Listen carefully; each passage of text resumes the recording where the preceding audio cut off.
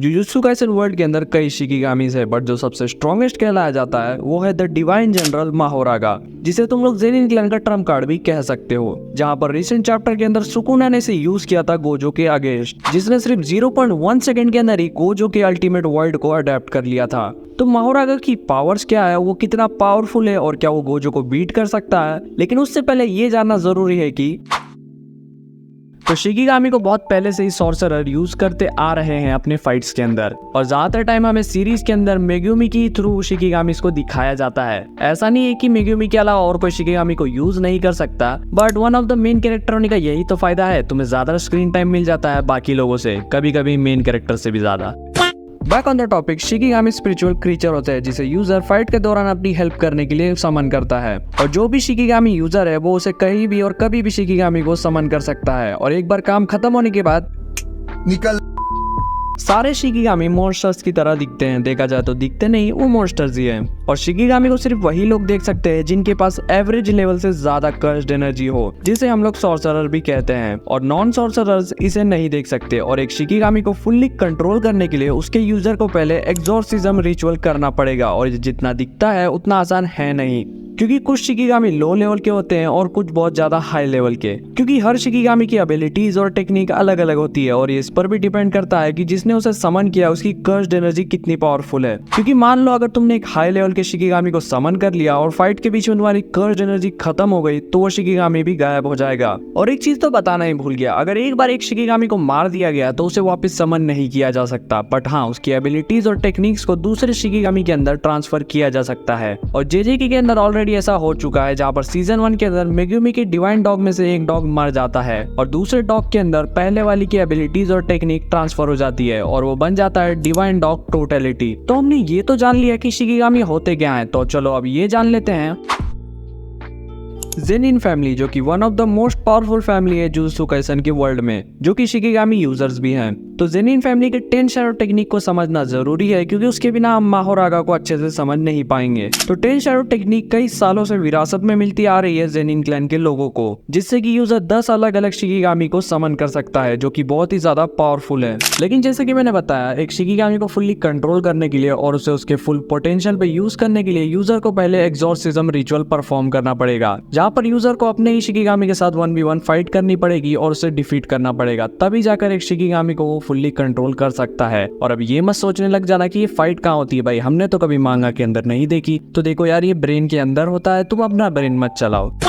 और इसके बाद यूजर शिकिगामी को कहीं भी और कभी भी समन कर सकता है फ्रीली विदाउट हैंड साइन। तो मांगा के अंदर अभी तक हमें सिर्फ 9 शिकिगामी दिखाए गए हैं, जबकि टोटल 10 है, जिसमें से पहला आता है डिवाइन डॉग, जिसे मेगुमी ज्यादातर टाइम यूज करता है, जो कि 2 वुल्फ है, एक ब्लैक वाला और एक व्हाइट वाला, जो कि अपने नुकीले दांतों की मदद से कर्जेस को मार सकते हैं और अपने एनिमी की स्मेल की मदद से उनकी लोकेशन का पता लगा सकते हैं। जिसमें से व्हाइट वाला डॉग सीजन 1 के अंदर ही मर चुका है, जिसे फिंगर बैरियर ने मार दिया था। सेकंड आता है न्यू एक बर्ड शिकिगामी है, जो कि अपने विंग से इलेक्ट्रिक शॉक दे सकता है किसी को भी और उसे पैरालाइज कर सकता है थोड़ी देर के लिए, और दूसरे शिकिगामी के साथ मिलकर कॉम्बिनेशन अटैक कर सकता है। थर्ड आता है टोडा एक बड़ा सा फ्रॉग है, जो कि अपने टंग की मदद से एनिमी को थोड़ी देर के लिए पकड़ कर रख सकता है, बट ज्यादातर टाइम ये इंजर्ड हुए लोगों को कैरी करने के ही काम आता है। फोर्थ आता है ओरोची तू यहाँ क्या कर रहा है बे? नारुतो में कमी पड़ गई थी क्या स्पेशल पावर वाले बच्चों की? यहाँ पर भी आ गया मुंह उठाकर।